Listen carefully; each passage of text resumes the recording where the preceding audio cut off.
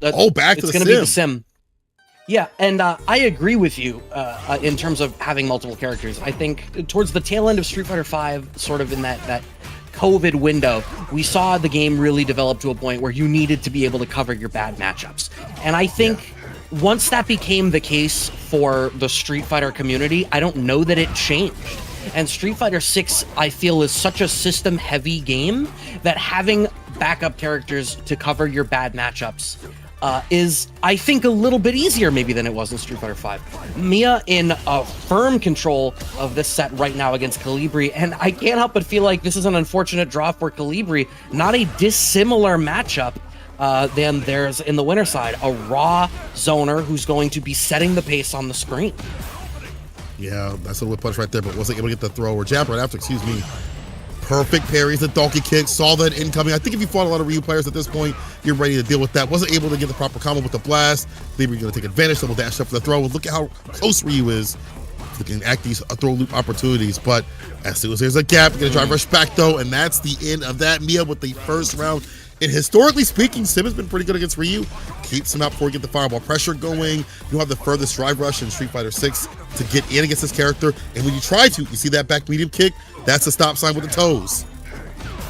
Yeah, and I think in general, I feel like Sim sort of archetypically ought to be able to beat Ryu, right? Like, Ryu, while the poster child Shoto, is I think the one who's the most fireball heavy. And so Sim being a pure zoner against a character who can be all around but focuses zoning, that like extra 5% difference really matters. We saw it exemplified in the winner side matchup in the Ryu versus JP, and now we're seeing it again here against Sim as Mia cashes out this level 3. I don't believe this is going to kill, but it ought to put just shy of burnout, but you still have corner control, and the OD fireball on wake up is going to be enough to do it. First game on the board for Mia. Yeah, it's an unfortunate situation.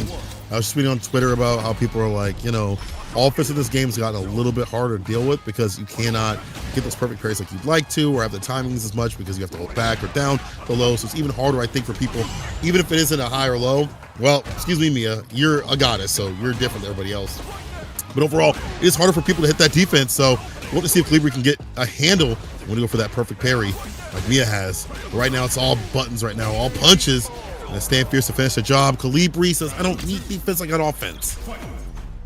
Yeah, and I mean, I feel like your matchup against Sim is very much determined by when you do get in, how much damage are you able to do before you get out? And with a vast amount of damage that Ryu can kick out whenever he feels like it, you best know that he's going to make the best of every little opportunity he gets. Look at that. Wake up, jab, pick up, push back to mid-screen, gets the party started. Now KOLIBRI fully in the driver's seat, clipped in that little frame kill situation, though.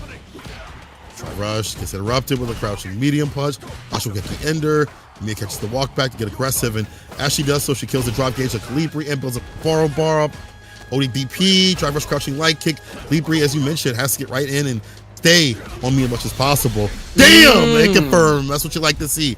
Crouching medium kick, Hashogeki, and getting the kill with the super right after, the Shin Shoryuken. That's like a typical thing for Ryu players these days. Crouching medium kick, Hashogeki, the second hits, you go right into the super. I mean, why not, right? There's across the history of Street Fighter, hit confirms like that have been important in one form or another across like so many titles. And while I think a lot of this game, people focus so much on the drive system, but I think eventually you end up at a spot where players are so effective defensively and resources end up so slim without somebody being dead that you need the ability to maximize on all of those super minor situations. Wow, that ODDP catches the very edge of that wide jump out of Mia, but a nice pickup from KOLIBRI, just being relentless with their buttons. And, you know, once you get to that range, Sim is a slow character. Once you're playing footsies with him, he's gonna struggle. Yeah, like that, with the sweep off the feet. Like the risk for that, the reward for Ryu is much higher in his favor. Medium, Hashogeki uses the heavy one to switch it up. Mia strikes back with a counter hit. Blast, side switch. OD reversal, KOLIBRI believing in them, and they're working out. Back though on the overhead though, tries to go for the DI. Too far out to let that fly in. Mia is going to go for the drive impact with the super ender. This is burnout. You cannot dash up. KOLIBRI doing whatever it takes to try to get some damage, but when you're at that distance, you can't really press a button. Crouching medium punches there to meet you. Mia had a lot of bar to play with for the super to get the kill continuously. You know, this it's a difficult proposition when Sim has the lead.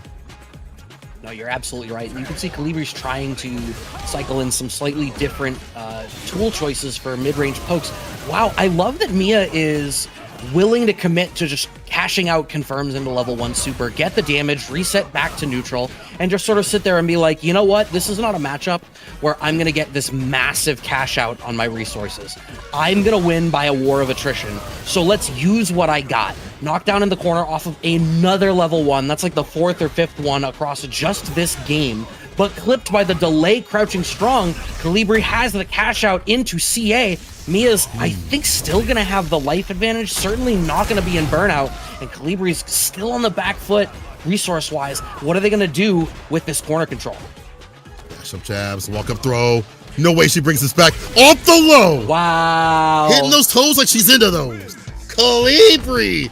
Yo, bringing it back where it was looking difficult because she was in burnout. She was, you know, could have got hit with the drive impact. And now we see a switch up the style that she is playing at. These sweeps, these reversals, the timings when she gets close, the variance off the Hashogeki, even if it's not hitting all the time, is too much to deal with for the Sim. And it took me just a second to be like, let me take a breather. We'll get back in with the Sim. So we'll see if she even needs to switch, if it will even happen. KOLIBRI is the one on game point, though. All right. Strong start there for Mia. Wow, low forward connects in that spot. That's I think if you buffered into heavy donkey, that might have actually like fully comboed into something. But certainly an interesting interaction, stuck by the corner now, trying to make the best of their frame advantage. Mia having to be a little bit more of the aggressor than we saw in the previous game. I think choosing a war of attrition, maybe not working out all that great, given how effective KOLIBRI has been at forcing footsie range. Oh, kick, take throw right after it. KOLIBRI looking for another comeback for the books. The impact against a stand medium. Safe jump set up. No, trying to go for empty nothing, but the jab was there to meet her. Mia perfectly done with the press. Yeah, what a great defensive choice from Mia. And like the bravery to be active in that spot. I felt myself being like, this is going to be empty jump low, and I definitely froze and would not have had the presence of mind to hit a button. KOLIBRI still in the driver's seat right now. Okay, a whiff punish on the dive kick. Yeah, slight walk back with the jabs, trade, conversion, get that spin out, counter it, perfect parry. Probably seeing something different here from Mia. I mean, she's been using jabs in the wake-ups, and now perfect parry, reposition herself for success, double blast, gum no yoga incoming. Oh yeah, she's hit the first gear, second gear, and now in third gear, to put herself up 2-2. Gotta hit that fifth though. Skip the fourth, go to the fifth, all right? Kola, I didn't know that you changed your meme for Dhalsim Super. I was ready for Mr. Switched. Fantastic Arms Made of Plastic. Ah, yeah. That was always I'm saved on for the old majors. ones. You're on the old one. That's okay. We updated. I've been into One Piece even more so because that is peak. Absolute peak. Ooh. So is this match right now. Sweep against the heavy. Ready with the steady with the KOLIBRI.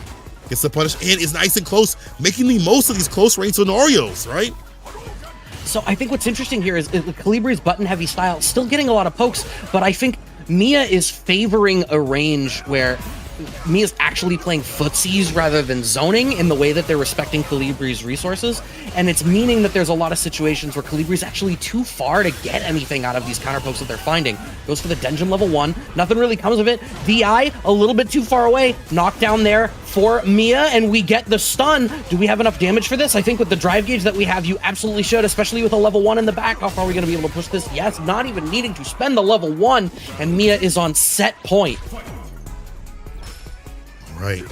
Keep her out. Keep her out. Nice interruption with the crouching beauty punch against the drive rush. As you mentioned at the start of the show, how to stop these drive rushes, the aggressive style that's presented. You have to be prepared at high level. And Mia, more often than not, has been getting a lot of reward off that crouching medium punch and stand medium. And getting the lead of Sim is very important. We're going to be able to keep them out. Look at that. Ooh. Oh, as I say that, I was like, Mia could have kept them out, blocked it out, but the button right after was great for KOLIBRI. Knockdown, meaty fireball, perfect parry, backs away from the sweep. The stand fierce is there. Connection time. All right.